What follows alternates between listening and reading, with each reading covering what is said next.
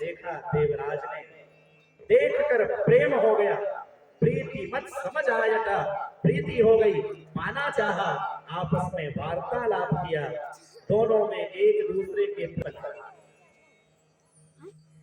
तो उस वेश्या ने भी उसे पति बनाना स्वीकार कर लिया और कामवश होकर वे दोनों बहुत समय तक विहार करते रहे। जीवन भर हम काम भोग में लगे रहते हैं और एक दिन काल आकर हमें पकड़ ले। अब तो बैठने, सोने, खाने, पीने, क्रीड़ा करने में दोनों निरंतर पति पत्नी की तरह व्यवहार करने लगे। एक ही थाली में खाते, एक साथ रहते, एक दूसरे को प्रसन्न करने में ही सदा लगे रहते। उस ब्राह्मण के माता पिता ने समझाया कि पुत्र तुम्हें ऐसा नहीं करना चाहिए, ब्राह्मण कुल में उत्पन्न हुए हो, समाज तुमसे शिक्षित होगा, ऐसा तुम्हें व्यवहार करना चाहिए। लेकिन ध्यान दीजिएगा, जिसका विचार बदल गया है, जिसके सोच में महाराज खोट आ गई हो, वो व्यक्ति फिर किसी का नहीं सुनता। तो मानसिक रूप से विकृति जिसके अंदर आ गई हो, वो फिर किसी की नहीं सुनता।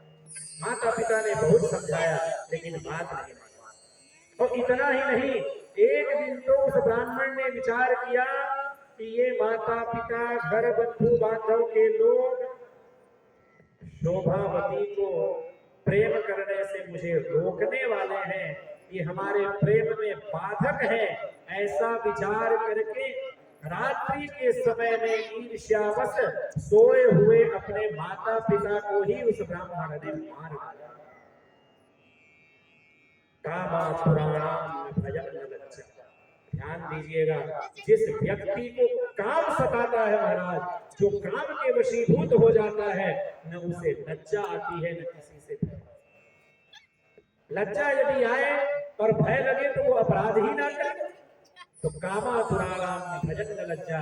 और ये काम वासना ऐसी है कि बड़े बड़े विद्वानों को भी अपने ओर आकृष्ट कर लेती है।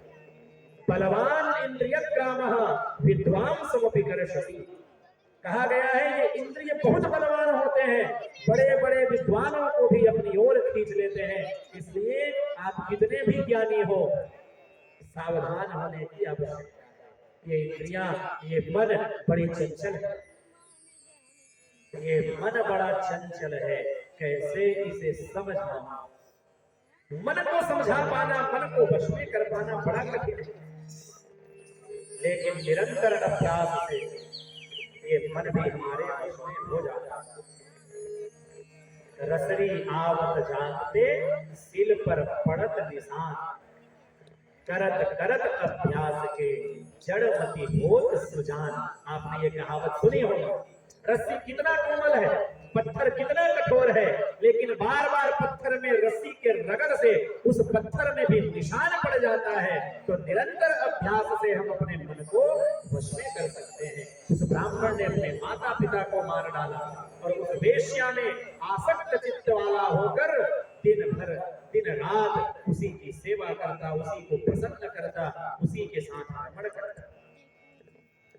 एक दिन वह ब्राह्मण घूमता घूमता दैव योग से प्रतिष्ठानपुर, जिसको झूसी कहा जाता है, प्रयागराज के पास जा पहुंचा। वहां उसने एक भगवान शिव का मंदिर देखा। और जब आपको कभी मंदिर दिखाई दे मार्ग में, तो जाकर दर्शन अवश्य करें, प्रणाम अवश्य करें।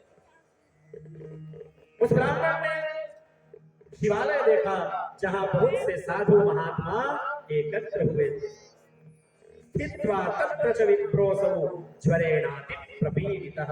देवराज ब्राह्मण उस शिवालय में ही ठहर गया और वहां दैववशात उस ब्राह्मण को ज्वर आया, बुखार से पीड़ित हुआ। उस ज्वर से उसको बड़ी पीड़ा होने लगी, व्याकुल हो रहा था। एक ब्राह्मण देवता उस शिव मंदिर में दिव्य कथा सुना रहे थे। शिव भगवान की चर्चा चल रही थी शिव मंदिर में। भगवान शिव की कथा, ऊपर से शिव मंदिर। आगे हम लोग सुनेंगे जब कथा श्रवण विधि